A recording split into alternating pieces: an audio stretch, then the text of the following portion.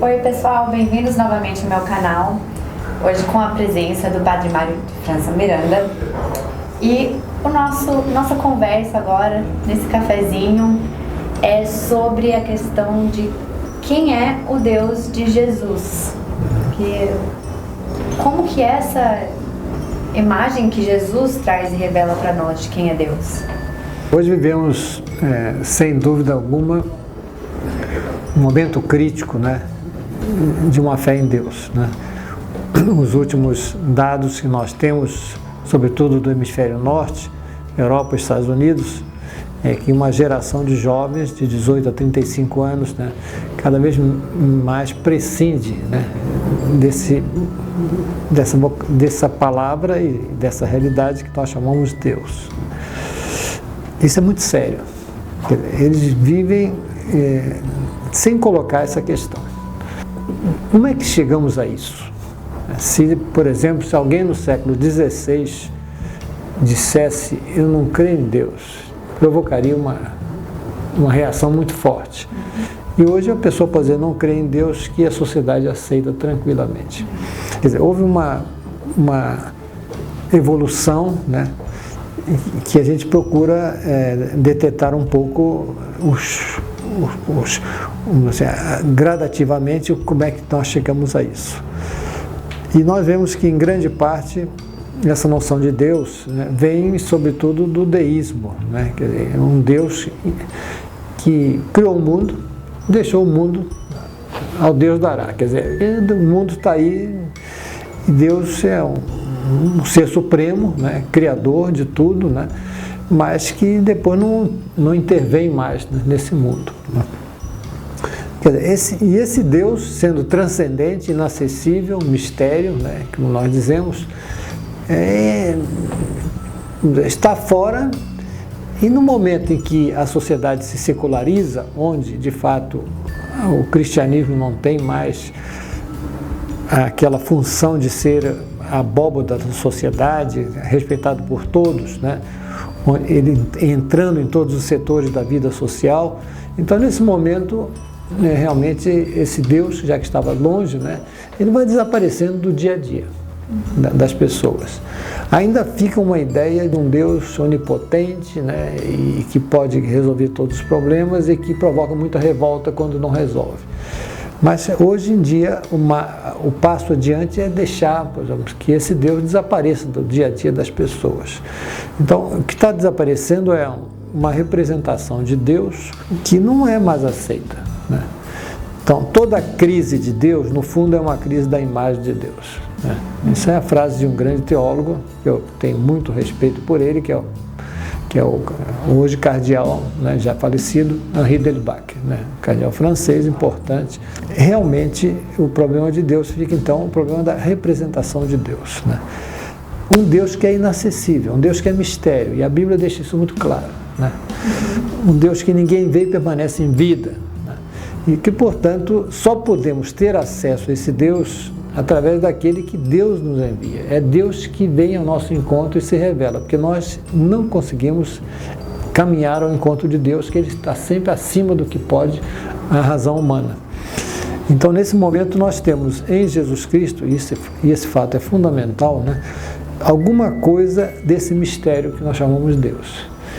E esse mistério, Jesus jamais em seus dias chamou de onipotente, que a gente usa muito hoje, tá? Jesus chamou esse mistério de Pai, né?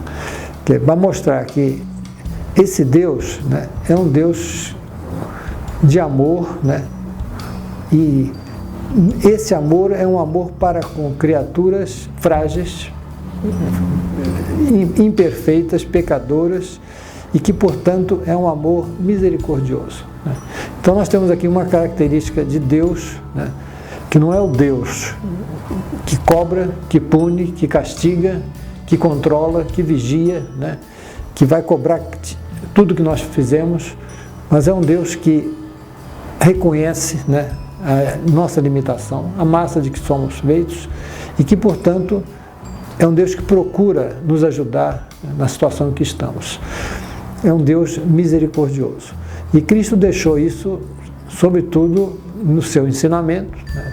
Quando rezar de dizer Pai, chamar Deus de Pai, que era uma ousadia naquele tempo, né? Mas também Cristo vai nos deixar isso através das suas pequenas histórias que nós chamamos de parábolas, né? Então, as parábolas muito importantes, como a parábola, por exemplo, do filho pródigo, que no fundo é a palavra do Pai misericordioso, que Cristo quer mostrar sempre do Pai. Cristo nunca falava de si, ele falava sempre do Pai, sempre de Deus, né? Tudo o que ele ensinava tinha relação com Deus.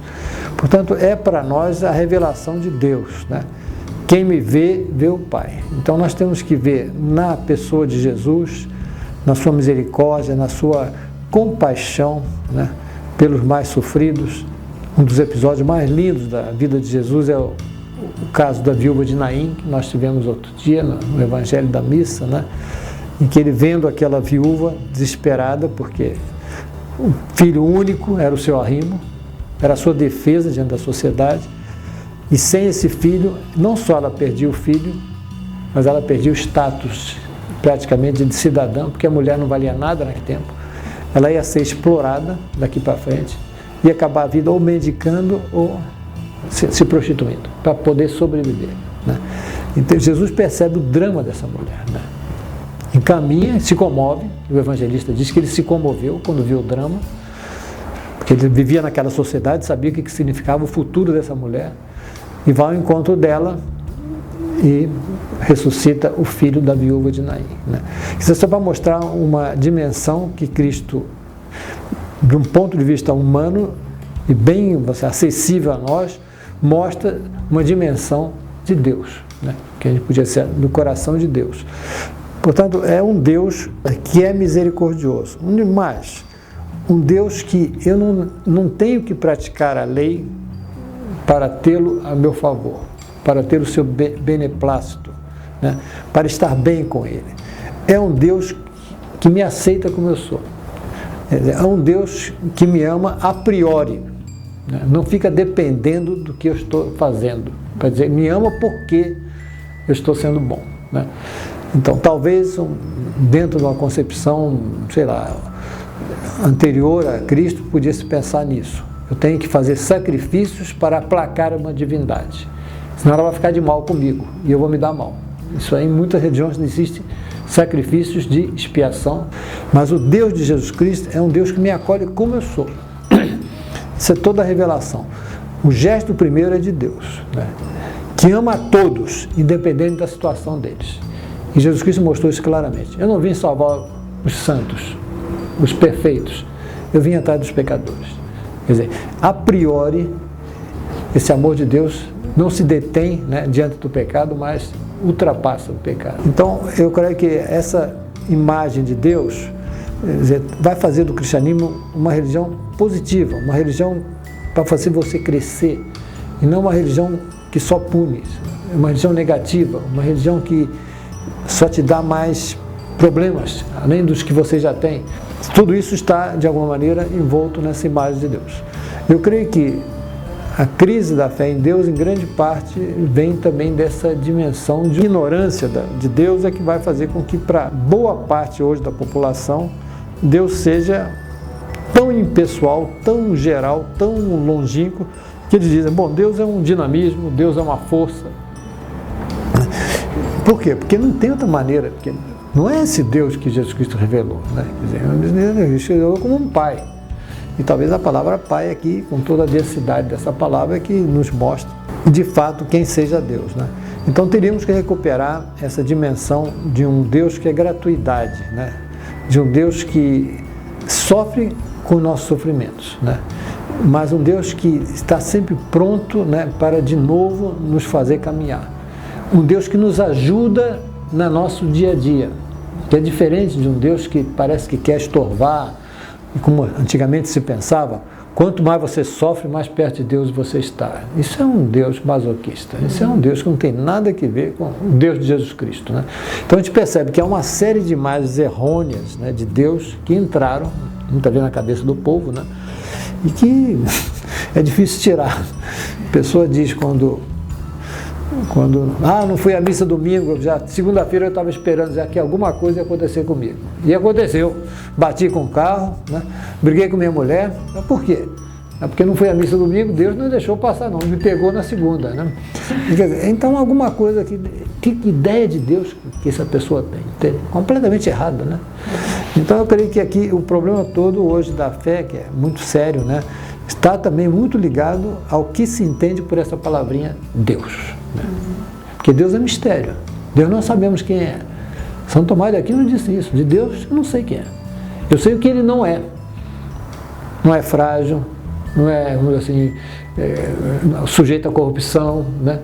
Uma série desses elementos que nós temos, isso aí não é Deus. Agora, quem ele é positivo, só quem pode dizer é Cristo. Entende? Então, Cristo é que nos diz Deus. Então, sabemos, esse autor bastante conhecido hoje, né, o Castilho, ele fala que dizer que Jesus é Deus, até agora não me disse nada, porque eu não sei o que significa esse predicado. Deus. Agora, dizer Deus se revela em Jesus, Deus é Jesus, aí é diferente. Aquela frase que Jesus é Deus, né, é uma frase bastante problemática, porque supõe que você conheça quem é Deus. Você diz, uma parede é vermelha, você conhece o que é vermelho, para poder afirmar que uma parede é vermelha. Agora, no caso, Jesus é Deus, Jesus você conheceu, mas Deus você não conheceu. Então, o mais correto não seria dizer que esse Deus que eu não conheço, Deus é Jesus. Né? Quer dizer, então, o que eu vou saber de Deus está em Jesus. Muito obrigada, Padre Mário de França Miranda, para voltar a resgatar essa noção que a gente, com o tempo, acabou perdendo, né, de como Deus é pessoal. E mesmo nesse nosso cafezinho aqui, nesse encontro, Deus também se faz presente por essa dinâmica que Jesus tinha, né, do encontro pessoal. E eu espero que vocês também tenham essa oportunidade de sentir essa relação pessoal e próxima de Deus na vida de vocês. Obrigada por estarem assistindo e contamos com vocês para a próxima. Até mais. Obrigado.